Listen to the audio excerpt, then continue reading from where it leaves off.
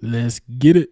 19-year-old Colleen Slemmer lies motionless on the cold ground. Blood pools around her lifeless body, and her injuries are so savage, so grotesque, that the man who stumbles upon her can't tell if he's looking at a person or an animal. As he steps closer, the horrifying truth emerges. Etched deep into her exposed upper body is a pentagram. Dirt and blood cover every inch of her lifeless body. He freezes. The weight of the discovery slams into him. He is looking at a girl, a brutally murdered girl. Heart pounding, he shakily dials the police, desperate for help. It was a scene of unspeakable horror, a crime that would send shockwaves across the nation. On today's episode of the Infographic Show, we unravel the gruesome details of this case and the person behind such a crime. Christa Pike, the youngest woman on death row. Christa Gale Pike was born in West Virginia on March 10, 1976. Today, She was born on Mario Day. No. It's to me, Mario.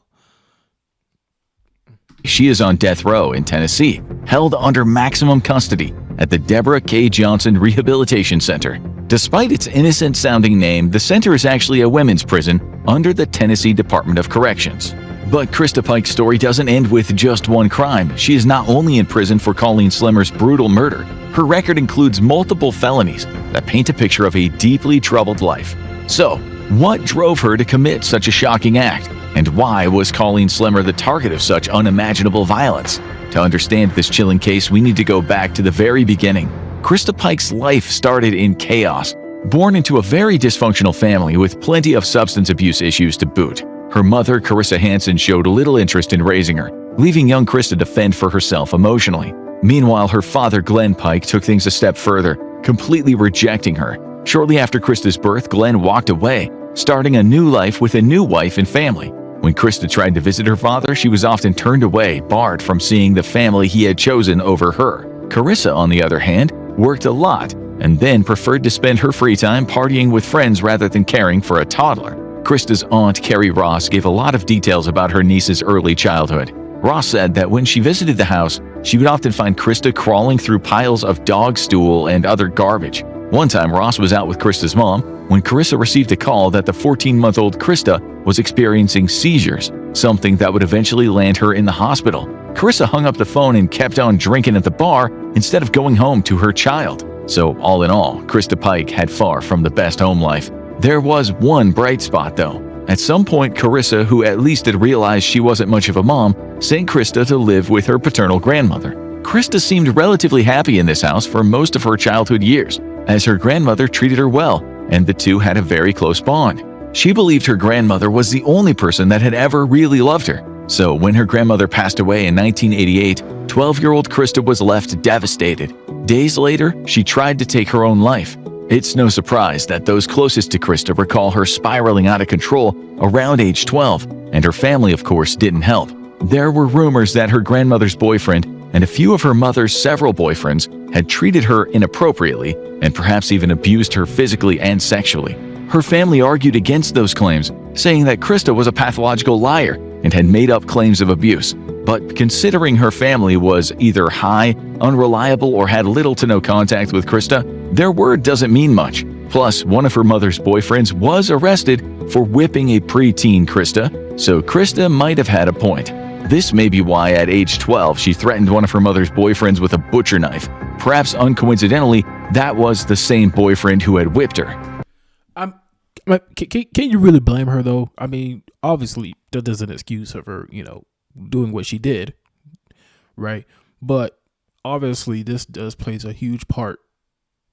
A careless mother, a deadbeat father, the only person that truly loved her died at the age of 12. And it's sad that the grandma has to take care of their daughter's child when it's their job. But like I said, it's still no excuse for doing what she did. Just want to say that. Okay. During Christa's eventual trial, her mother Carissa owned up to a lot of the blame for Christa's troubled childhood. She admitted to drinking heavily and abusing drugs, letting Christa down repeatedly during her early years, and eventually causing her bad behavior. And as she grew up, Christa's behavior went from bad to worse. She threatened to run away from home if Carissa didn't let Christa's boyfriend move in with her. So he did. Christa's rebellion didn't stop there. She eventually began stealing from her own mother, straining their already fractured relationship. Yet, despite her troubled behavior and chaotic upbringing, Christa demonstrated remarkable intelligence. Dr. Eric Engum, a psychologist who would later examine her, noted she had an IQ of 111, well above average. As far as her father Glenn was concerned, he would occasionally let Christa back into his life during this time, but when one of her half-sisters said that Christa had molested her, Glenn sent her to boarding school. Eventually, in an attempt to get her life back on track, Christa joined the Job Corps, a job training program for low-income youth to help them enter the workforce and start earning money.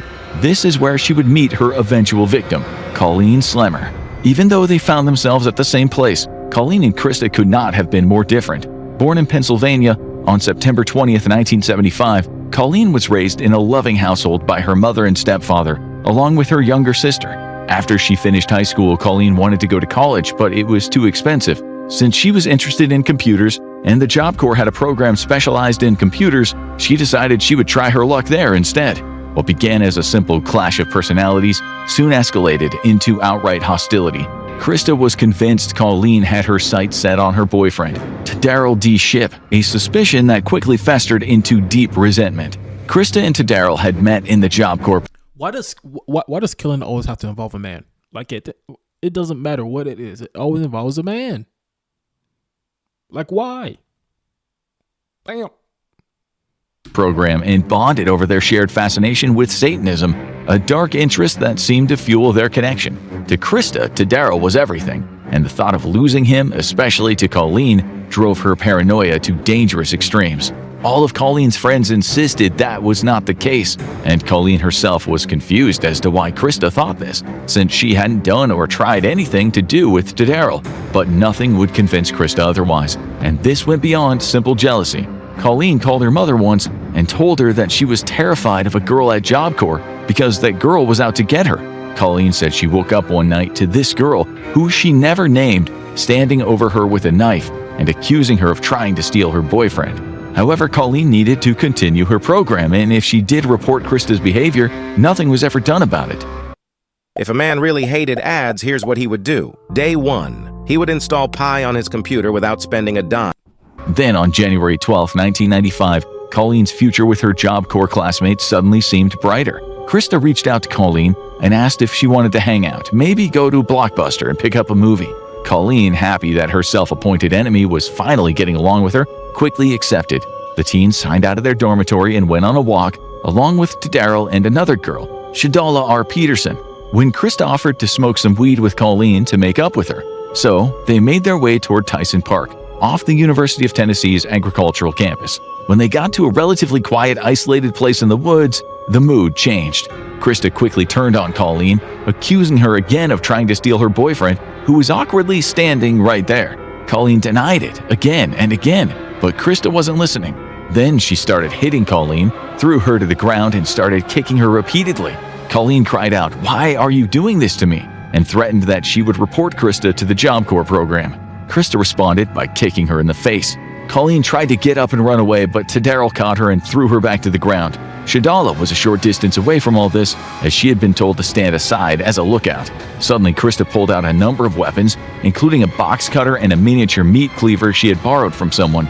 Christa slashed at Colleen, cutting her in the stomach, causing her to scream in pain.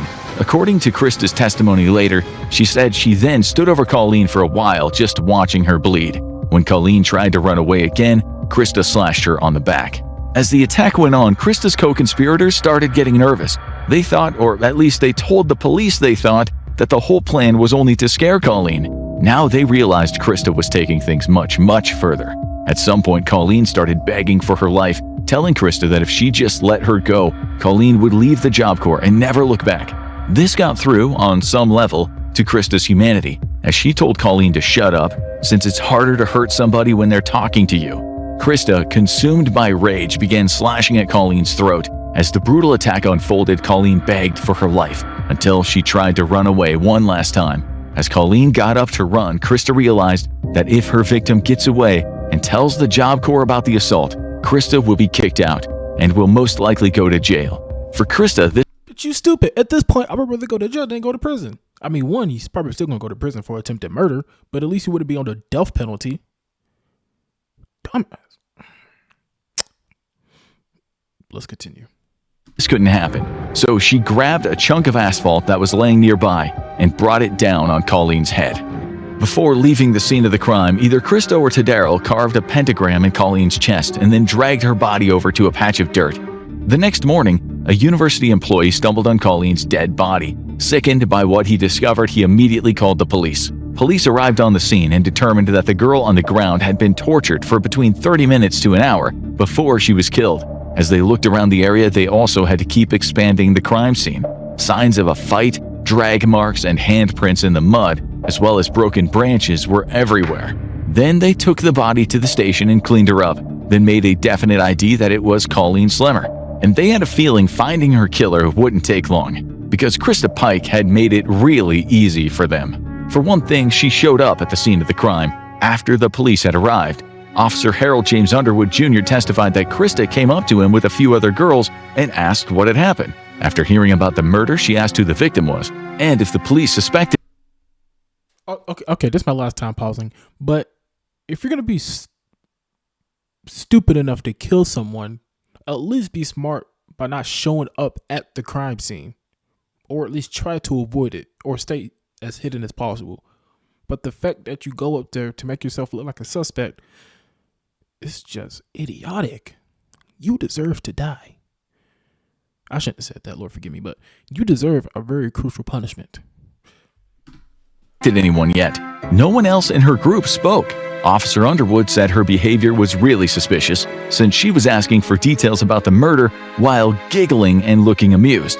She also had a necklace with the pentagram on it, which was the same symbol carved into the victim. Officer Underwood told his superiors about Christa and her strange behavior, and they started asking around the Job Corps. Once again, Christa helped them build a really airtight case against her because she had spent the entire day after the murder bragging to people that she had tortured and killed Colleen. Her classmates weren't on board with any of this and immediately told the cops who were asking around that Christa had done it. Apparently, Christa had been talking about killing Colleen for a few days, but no one had taken it that seriously until it happened. Christa, Tadaro, and Shadala were taken in for questioning. Shadala turned on the others almost immediately, and once Christa was told that her other friend was talking, she confessed to the murder in horrible, excruciating detail. She also... I like how she just turned on them immediately. She said, I ain't got time for this shit. I'm done. Nope, I got a life to live. I ain't about to drag you about to drag me into this. I'm snitching. Let me write that. That's funny. Seriously until it happened. Christa, Tadaro, and Shadala were taken in for questioning. Shadala turned on the others almost immediately, and once Christa was told that her other friend was talking, she confessed to the murder in horrible, excruciating detail. She also said her blood-stained jeans were still in her room, and she had given the miniature meat cleaver back to the person she had borrowed it from, leaving a trail of evidence all over the place.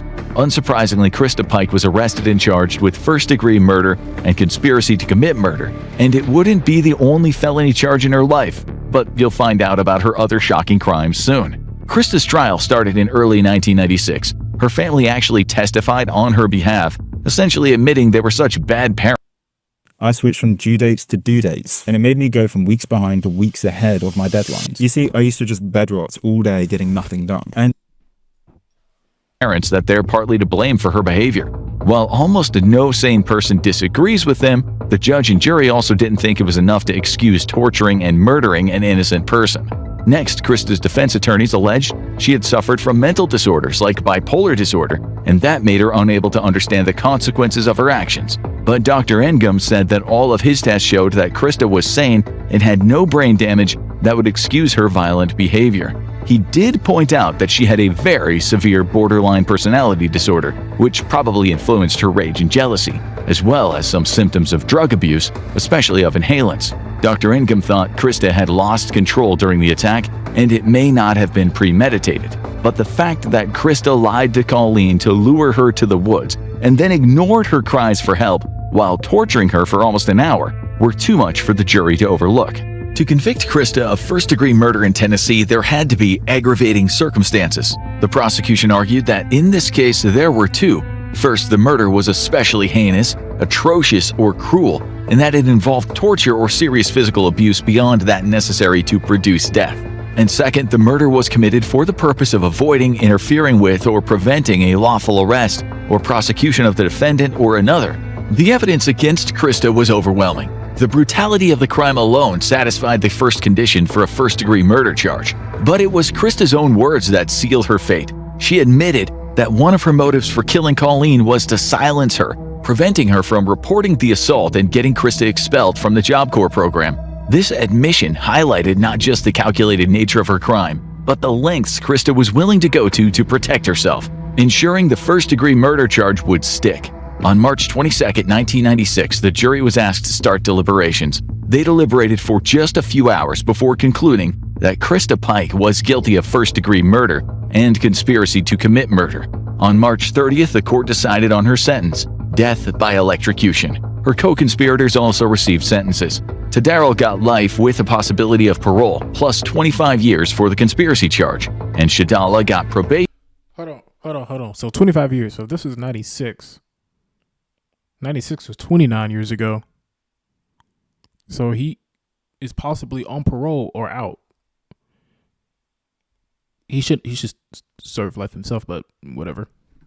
For pleading guilty to being an accessory after the fact, and had given the cops all the evidence they needed to convict Christa and Tadaro. But Christa Pike's verdict was shocking to some, even given how serious her crime was. The fact that Christa Pike was barely a legal adult when she killed Colleen, 18 years old at the time, made some anti-death penalty groups lobby to give her a life sentence instead.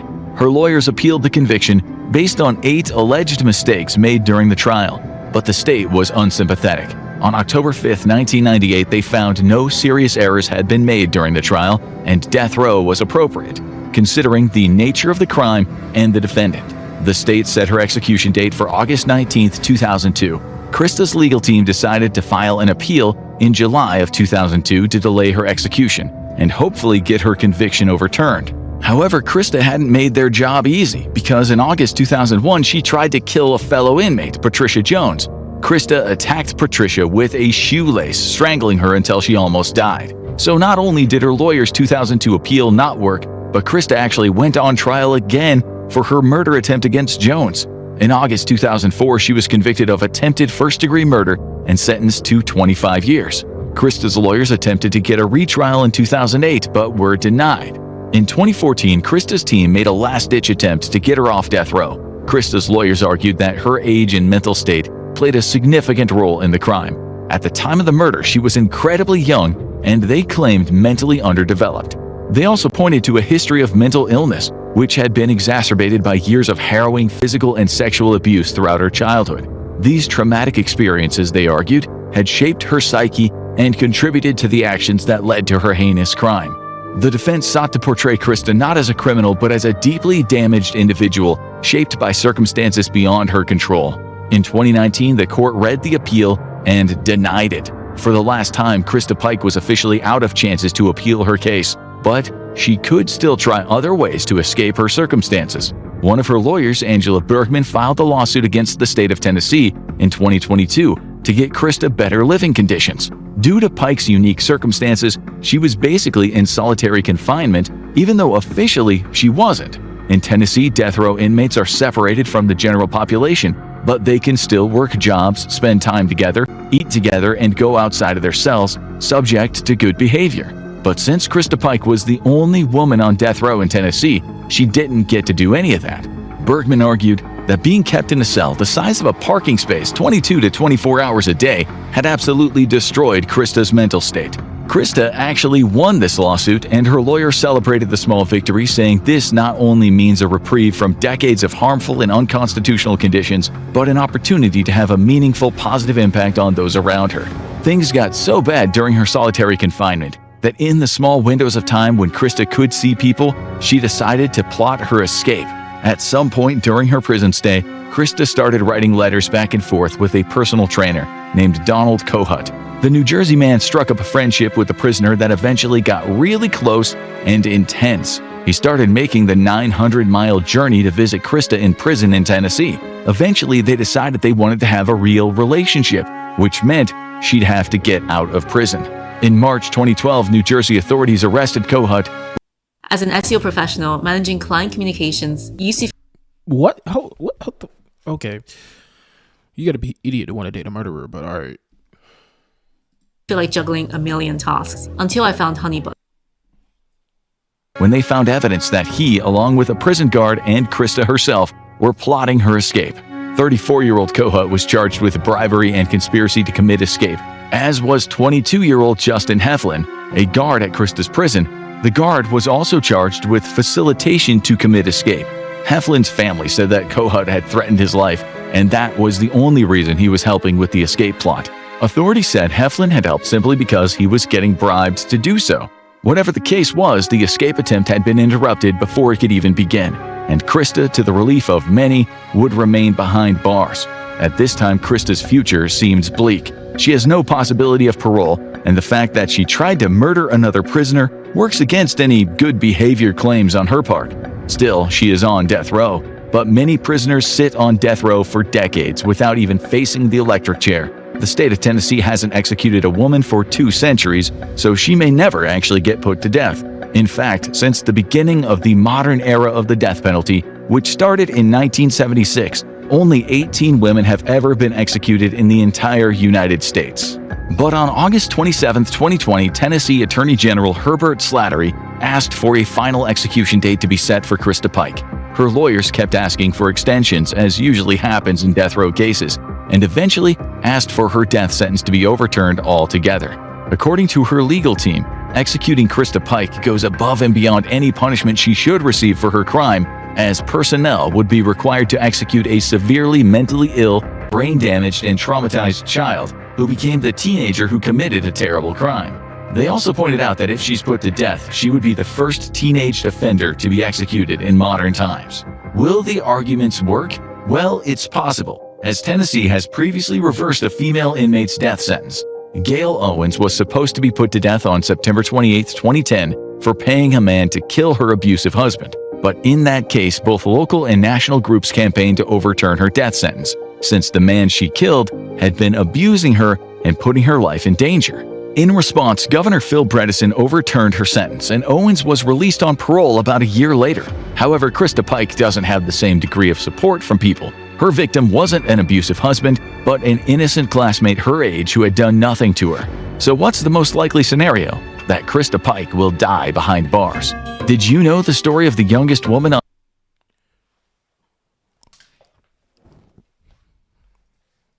So just because she's a woman, that means she doesn't get the death penalty? I don't care what gender they are. If you take someone's life innocently and they were not a threat to you, you deserve major consequences. A life for a life. And even then, that's still not enough because she suffered for an hour. The death penalty doesn't take less than 10 minutes for you to die. So, if anything, she's still getting off the hook. The system's very messed up.